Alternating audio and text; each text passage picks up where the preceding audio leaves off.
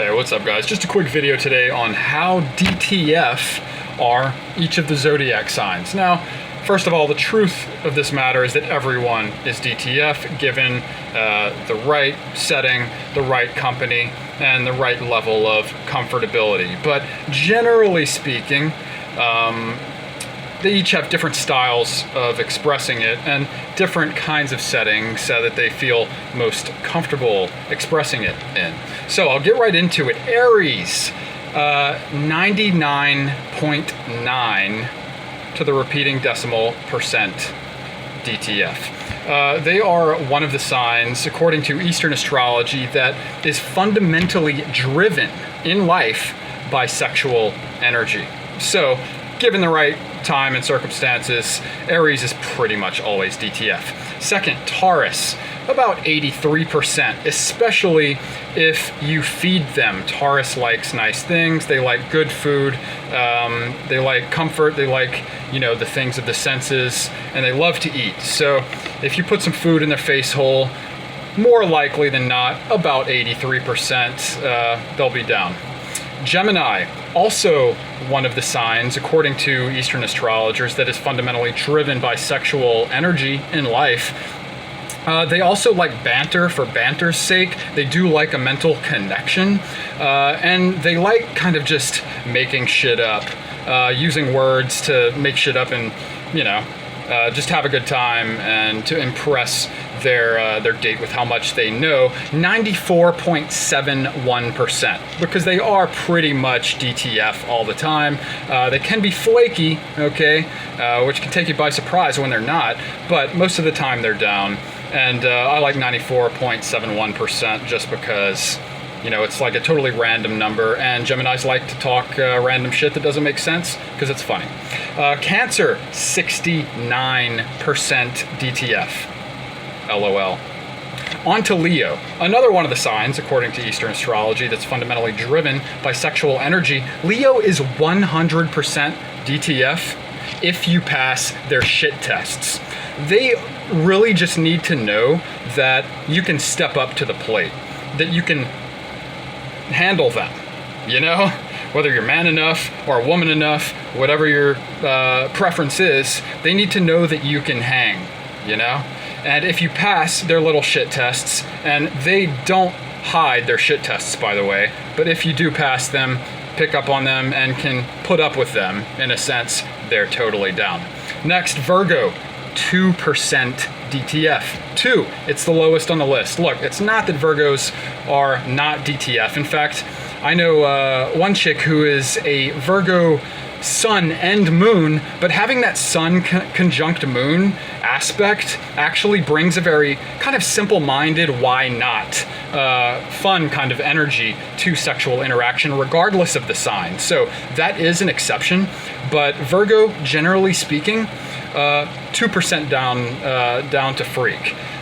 They carry this kind of virgin-esque, innocence, purity about them, which is very alluring. But at the end of the day, what that really equates to is that they're not going to be totally open about what they want, and they're going to kind of inadvertently play games with you. And to be honest, it's just not worth it.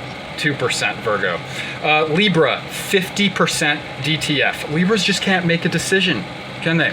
They're always on the fence about everything. Yeah, no, maybe so. Ultimately, you're going to have to make the decision for them, which means, 50%. You're going to have to sway them one way or the other. Now, on the bad side of this, it means that you're not totally sure if they're super into it, because they are so why not, and people-pleasing by their own nature. But on the good side, at least you can't rape them.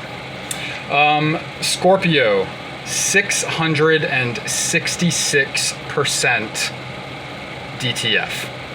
They are the fourth and final sign, according to Eastern astrology, which I'm not a practitioner of, but I do take some of their methods and incorporate them into my own work, that is driven by sexual energy, fundamentally. It's kind of like the Scorpio is almost like the introverted version of Aries, in a sense. So, they're totally DTF, and everyone acknowledges a Scorpio is sexy, right? Sagittarius, I'm not going to put a number on this, okay? But they have this philosophy that skin is skin, holes are holes, and pleasure is pleasure. They'll basically be down for whoever and whatever, whenever. So take that as you will. Sagittarius is really just out to have a good time. Again, the opposite sign of Gemini, but more intellectualizing of their hedonism, if that makes sense. But they're still hedonists nonetheless, so they're totes DTF. Capricorn, 25% DTF. Look, it's not that they're less down than more down. It's just that Capricorns are very principled. They are quite picky. And, you know, if you don't appeal to their principles when interacting with them, then they're not going to sort of let you in. You know, it is a strong sign. It's a reserved sign, really the daddy of the zodiac. So once they are comfortable with you intimately, that kind of energy can really come out, especially for a guy. Because, you know, Capricorn women do want to be women as well. They want to be feminine. But it's just, you know, really not more or less than a 25% chance that you will meet their standards and, you know, and their principles. So they're about 25% DTF at the end of the day. Aquarius, 44% DTF. It's slightly less than half of a chance that you'll get with them. Again, it's not that they're not DTF.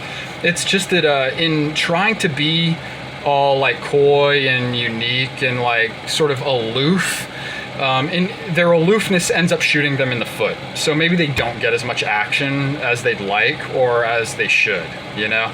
But Aquarius is DTF. You kind of just have to appeal to their sensibilities and give them the sort of admiration for their uniqueness, I think, that they're really looking for. Aquarius, 44% DTF.